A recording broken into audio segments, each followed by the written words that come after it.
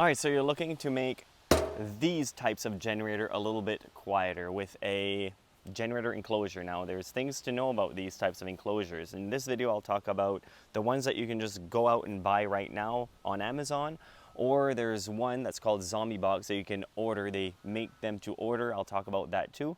And also I'll talk about DIY generator quiet box that some YouTubers have built that are quite impressive. I'll have links of all the products and also links to those videos that I'll be talking about in the description of this video. Now, one thing to know about these types of generator enclosures is that if you stick it in an enclosure and your generator overheats and you have to get it repaired or whatever, your warranty is going to be voided.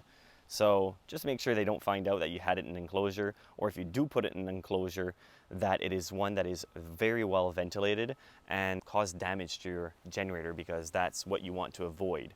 Now the first one that I'm going to talk about is quite inexpensive, well, more inexpensive than the second one, and you can just buy it off Amazon, and it is one that it will not void your warranty because it's not a complete enclosure. It's just kind of a half enclosure, and it is called the Igan or IGAN generator tent running cover. The big advantage of this type of generator enclosure is that you can run your generator safely, whether in rain, snow, high winds, or wet weather. Half of the generator is still uncovered, so you'll have a lot of ventilation so it doesn't overheat.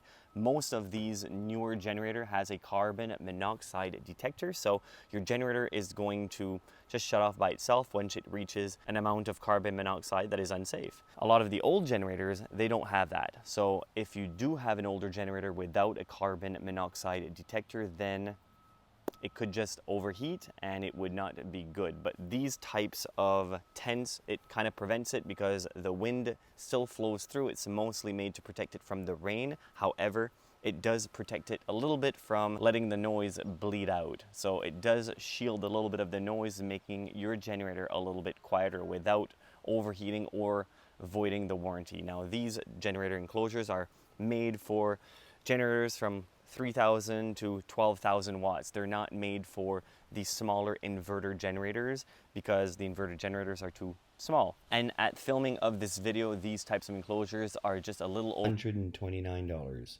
Amazon, and it's something that I would recommend. Now the second one is one that is a lot more expensive. It's called a Zombie Box. Now a Zombie Box is quite a marvel of engineering. The thing is that they are quite expensive. And do they work? Yeah, they work very well. But the thing is if you do want to buy one, it'll cost you upwards of $1,000 for one of these quiet box. And one policy that might not be very popular is this one. Once you have their money, you never give it back. Yeah, they don't give out refunds.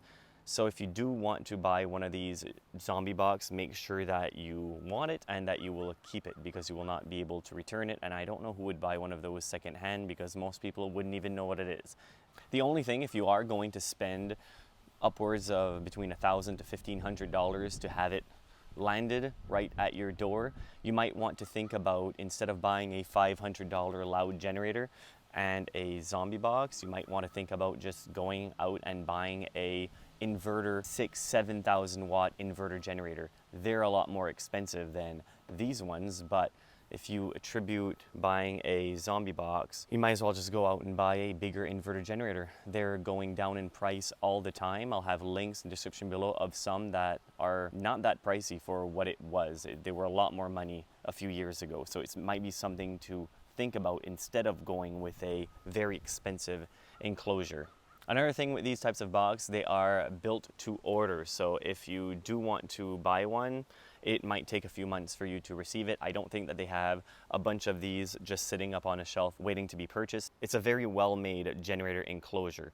It's just not for everybody. If you do have an older generator, or you do have a newer generator that just makes a lot of noise and you have to have it on all the time, it is bothering the neighbors, then a Zombie Box would be the way to go.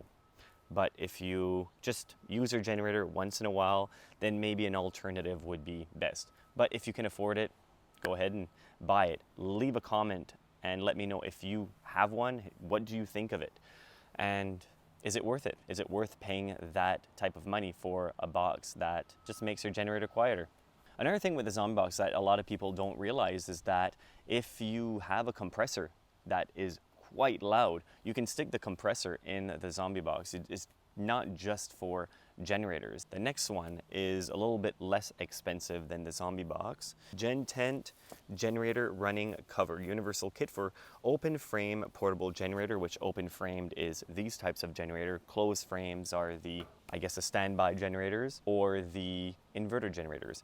But these tents are made specifically. It safely runs your portable generator outside in nearly any wet weather, rain, snow, ice, sleet, and wind. And it also sheds water away, protecting sensitive electrical areas, large door for easy refuel, and it's patented. So they just didn't stick a tent above a generator. They actually know what they're doing. But one other thing that they don't really talk about is that it absorbs a little bit of the noise, and also it makes it a little bit quieter, depending on where you situate your generator. Now, these ones are a little over 200, they're 250 right now, and it might be something to look into if you do want to have your generator run a little bit quieter. But also the main thing of that item is to, if you are running your generator outside sometimes in the rain and you don't really have a proper enclosure, think about that type of enclosure because it works very well. Now we're going to talk about the generators that you build yourself. I have been going online and looking at a lot of YouTubers that have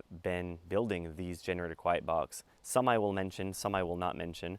But the ones that I will mention, I'll have a link in the description below of those videos. So the first one that I am going to talk about is on the Go Midwest Fishing YouTube channel. He built a generator quiet box DIY with some sound deadening material, some wood, and a fan for ventilation. We'll see how his works. I'll have a link in the description below of the entire video. It's quite interesting how he built this thing, so make sure to check it out.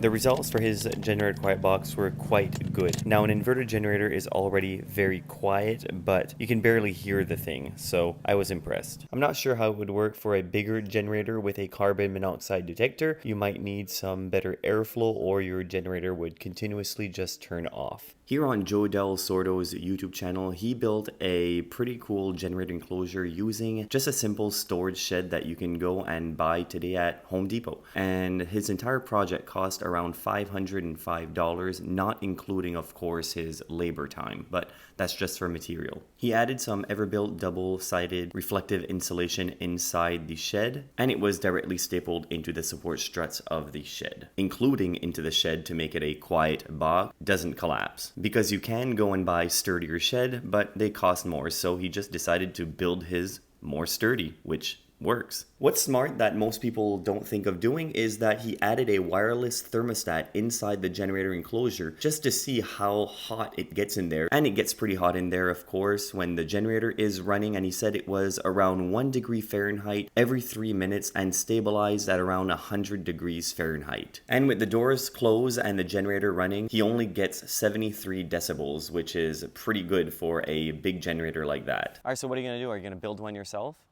Are you going to buy one? Are you going to do nothing? Leave a comment in the section below. I like to see what you have to say. Thank you very much for watching. Until next time.